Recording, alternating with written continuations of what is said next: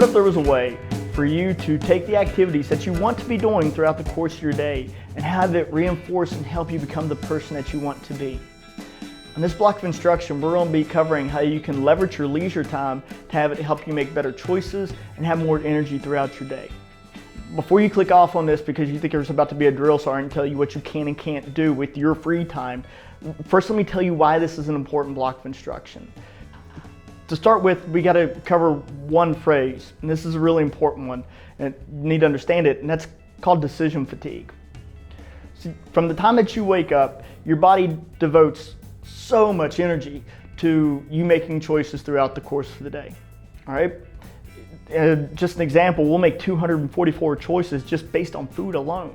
And every one of these choices actually uses up a lot of that energy throughout the course of the day. So whenever you reach the end of the day, whenever it's been a taxing day and it's been really hard and you've had to go through a lot, you'll enter the state of decision fatigue to where your body's just tired of having to make more or another choice about something else. And there's signs that you can see that you're going into this. Whenever you start making choices based on which one you've done the fastest or which one's going to cost you the less, or whenever you find yourself combining choices together. Right? This is a sign that your body's actually ran out of energy for the purpose of being able to make choices anymore. And it's entered that decision fatigue state. So, us being able to learn and understand and be able to better this causes an increase in one very important part of our brain that can benefit so many other things. You learning and understanding your leisure time and how managing it and controlling it can affect your decision fatigue can greatly increase your willpower. So, let's go over how we're going to do this. As you go through, whenever people come here to start the program, we tell them that all your leisure time is going to fit in one of two categories.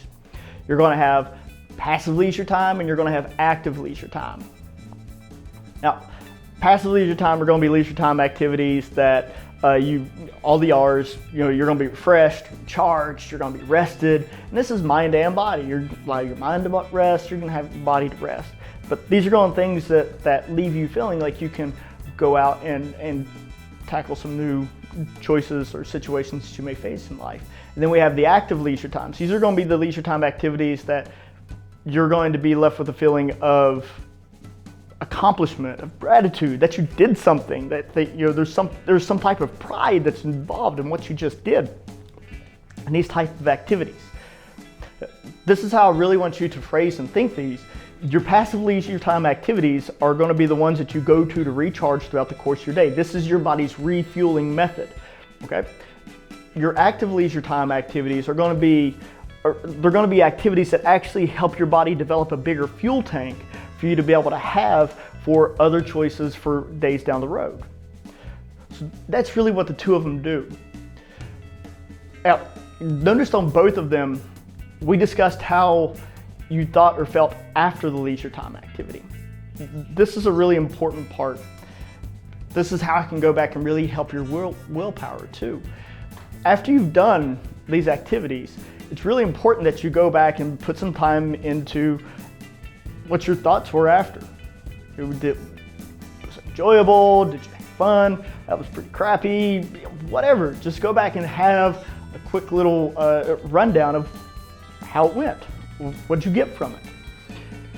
There's a lot of information that you can pull from that, and that creates the building blocks for you to find what is actually providing you happiness or joy, or to find the things that you don't like. That's the process of going through it. Let's go over how we actually start this process. What's the first thing that you need to do? We have our two boxes that we're going to put our leisure time activities. When do we need to be deciding when we go through and make the choices as to which leisure time activities we're going to be doing? The time that you don't want to be doing that is whenever you're fatigued and already stressed out. So the reason that this is such a good willpower exercise is that it really removes a lot of decisions that you could possibly be having to make whenever you're already in the fatigue state. If you're already fatigued, you're already stressed, you're already tired, and you're given a choice for a leisure time activity, you're going to go to the one that's going to provide you the most satisfaction, maybe not the one that's actually going to help you recharge, or the one that's going to be helping you to get that sense of gratitude or accomplishment. Remember, ultimately, the human brain is very selfish. So that's what you're going to go to. So by us exercising willpower prior to, we're able to be be in front of it and be able to create leisure time activities that reinforce us throughout the rest of the course of the day. So for some people, the best time for them to be able to make them choices as to what leisure time activities are where, which ones they want to do, is going to be first thing in the morning whenever they wake up. Your body's recharged, you feel refreshed, you really haven't had to make any choices other than which coffee cup you're going to be getting out of the drawer. That's a great time to figure out how much or of what type of leisure activities you're going to be doing. For some people, it's at night after you've showered, you've gotten to bed, you're getting comfortable, you have a little notebook out, and you sit down and write down leisure time activities you want to have for the next day.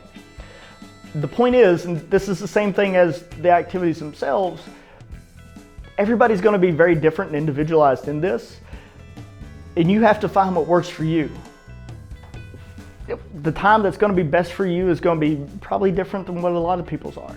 And along with the leisure time activities, throughout the course of this class, I really try to always not mention and talk about a lot of leisure time activities here, because I want you to be able to take and put what you want inside these boxes for which one best suits you. And I want you to know which time you're best suited to sit down and go through to see which ones when you want to put these.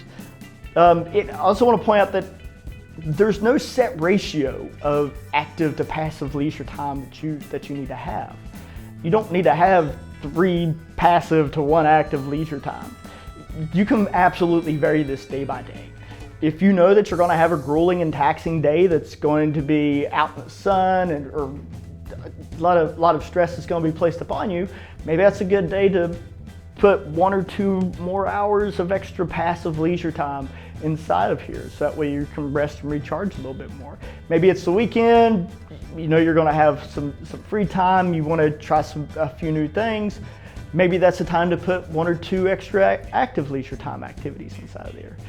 The important part is that you don't let either one of them go to the extreme, to where you're sitting on the couch eating Pringles, salt and vinegar, potato chips for the 6th hour, or where you're skydiving out of no parachute trying to catch a kangaroo and hog-tied on the way down. We don't want to go to the extremes. We want to have a sense of balance. Once again, the sense of balance I'm going to give you is going to depend on you. Where do you find it at? I do want to cover activities that we don't want to have inside of these. And generally, we like to call these the dopamine activities. Now, dopamine is a hormone that your body releases. And really quick, let's talk about how and when your body releases this. Your body releases dopamine whenever there's the possibility of happiness. It doesn't release it when happiness has occurred.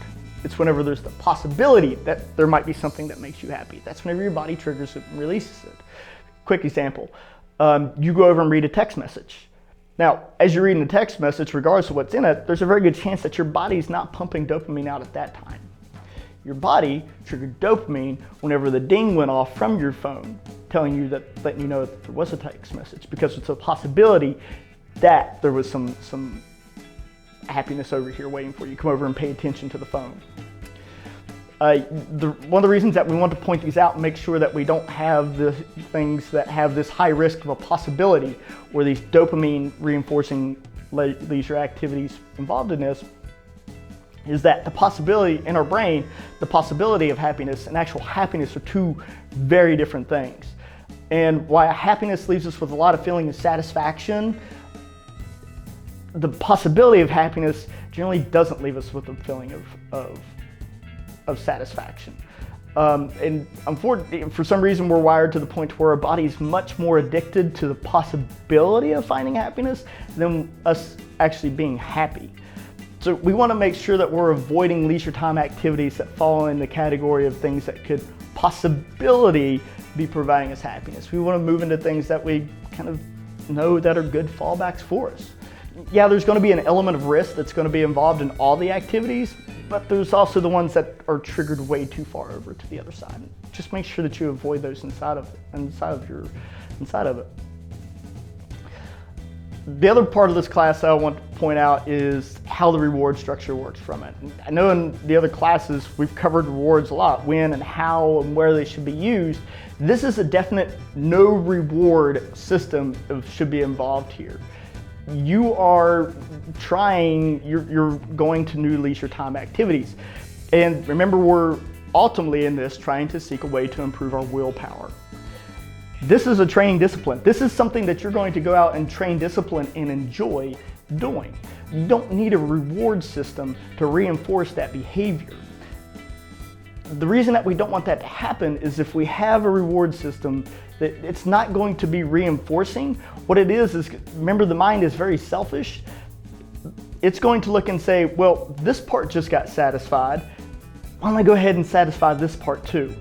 And we're much more likely to make that choice of probably we tend to make choices that are not that healthy or good for us to try to justify the fact that we just did something that was really good for us. So we don't want reward systems themselves to be attached to this. Please think and process this as the activity itself is the reward, being able to go out and conduct these. A few of the points that we want to have in it is always look for, whether it be passive or active activities, these that have you being social too, whether it be with friends or family or kids, it don't matter. Look for, you're much more likely, the odds really start to tilt in your favor if you're finding happiness socially with loved ones around you. You're much more likely to gain real joy from that leisure time activity, and it can be in either one of them. So to go over quick hot wash and everything that we went over in this class, we talked about decision fatigue and how it affects us throughout the course of a day, and why us being able to learn ways to control and management can actually help and reinforce our willpower in a lot of areas. We talked about active and passive leisure and how passive helps us recharge, and how active leisure time really goes a long way to helping us be able to build a bigger fuel tank for later on down the road. We went over when we need to make these decisions and how you need to know and find out what works best for you. How there should not be reward structures. This is training. This is us building discipline. We don't need a reward structure attached to these. And then ended off with how being socially interactive during your leisure time can really go a long way to help you find joy and happiness attached to those. Thank you for your time. Pressure is a privilege.